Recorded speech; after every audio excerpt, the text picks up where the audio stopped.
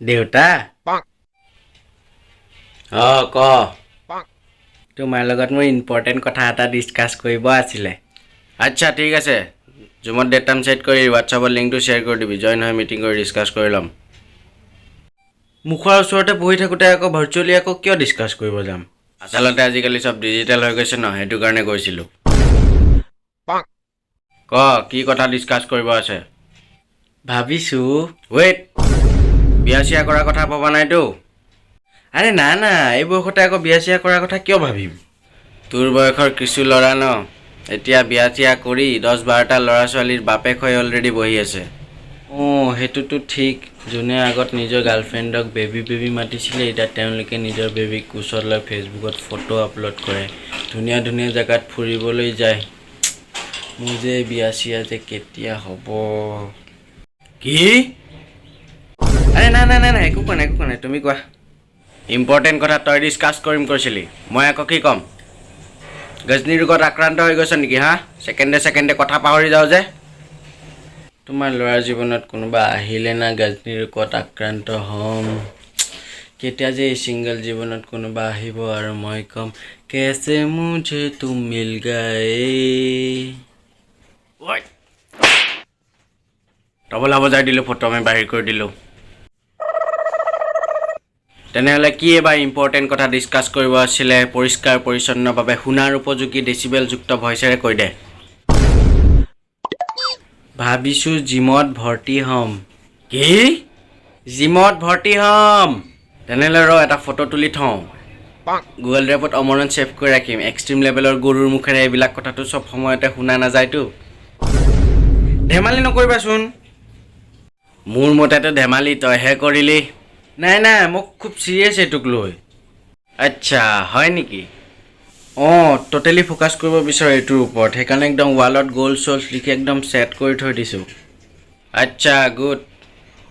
এইবাৰ ক জিম হঠাৎ কিহৰ বাবে বডি বনাবৰ কাৰণে এতিয়া কি নিজৰ বডিটো ক'ৰবাত এৰি আহিছা নেকি হা আৰে নাই মই সেইটো কোৱা নাই মই গ্ৰেট খালীৰ নিচিনা বডি বনাব বিচাৰোঁ কাৰ নিচিনা দ্য গ্ৰেট খালীৰ নিচিনা অ' আচ্ছা হয় নেকি এইফালে যে তোৰ পিছত পইচা ঢালি যে মোৰ পকেট খালী হৈ গৈছে সেইটো কি হা তেনেহ'লে জনচিনা হ'ব বিচাৰোঁ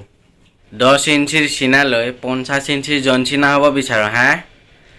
চা সপোন দেখাটো ভাল কিন্তু এনেকুৱা সপোন দেখাটো ভাল নহয় যোনটো তোৰ বাপেৰৰ জন্মতো কেতিয়াও পূৰ নহয় গম পাইছ চোৱা দেউতা সদায় ডাঙৰ সপোন দেখাই ভাল তেতিয়াহে সপোন পূৰা কৰাৰ ইচ্ছা থাকিব আচ্ছা হয় নেকি মইতো সপোন দেখিছিলোঁ যে তই মেট্ৰিকত 90% এবভ পাবি কিন্তু সেইটো কি হ'ল হে কিন্তু দেউতা সপোনটোতো তুমিহে দেখিছিলা মইতো দেখা নাছিলোঁ মইতো অকল পাছ কৰাই সপোন দেখিছিলোঁ সেইকাৰণে টানি টনি পাছ কৰিলোঁ ঐ একদম উল্টা ফুল্টা কথা নকবি পঢ়া শুনা নকৰিলে কি পাবি কচোন গৰু চলা আচ্ছা এইবিলাক বাদ দিয়া এতিয়া কোৱা জিমত ভৰ্তি হ'ম নে নহ'ম মই থাকোঁতে তোৰ জিমত ভৰ্তি হোৱাৰ কি দৰকাৰ আছে মই তোৰ বিগিনিং ট্ৰেইনাৰ হৈ যাওঁ যি কওঁ কালিৰ পৰা সেইবিলাক কৰা আৰম্ভ কৰি দিবি অঁ কোৱা দুপৰীয়া 12টাত শুই নুঠি ৰাতিপুৱা 4টা বজাত শুই উঠিব লাগিব this is good for health বুজিছ গোটেই ঘৰটো ঝাৰু দিব লাগিব আৰু ঘৰটো মুচিবও লাগিব এইটো দি হাতৰ ভাল এক্সাৰচাইজ হ'ব আৰু অলপ বাইচেপছো বনিব গম পাইছ আৰু ডেইলি 100 কিলোমিটাৰ খোজ কাঢ়িব লাগিব এইটো দি ভৰিৰ ভাল এক্সাৰচাইজ হ'ব আৰু এইবাৰ যিটো কম সেইটো একদম ইটাৰ নিচিনা টান হ'বৰ বাবে লাইক এ ৰক কাষৰ ঘৰত 4 তলাৰ বিল্ডিঙৰ কাম চলি আছে দেখিছতো অঁ তাৰে তলৰ পৰা একদম ওপৰৰ 4 তলাৰলৈকে ইটা বুকি নিয়াৰ দায়িত্ব কালিৰ পৰা তোৰ হ'বতো লিফ্টেদি নহয় চিৰিদি পিঠিত ইটাবিলাক লৈ বুকি লৈ যাব লাগিব একদম ওপৰলৈকে তেতিয়াহে তই একদম ৰক হৈ যাবি যেনেকৈ আছোঁ ভালে আছোঁ সুখত আছোঁ বাচি আছোঁ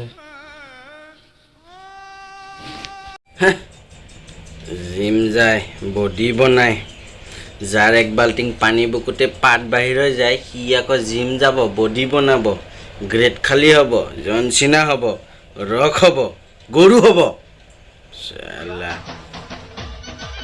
হাই ফ্ৰেণ্ডছ ভিডিঅ'টো চাই কেনেকুৱা পালে কমেণ্টত জনাব আৰু ভিডিঅ'টোৰ কোনটো পাৰ্ট বেছি ভাল লাগিলে সেইটোও জনাব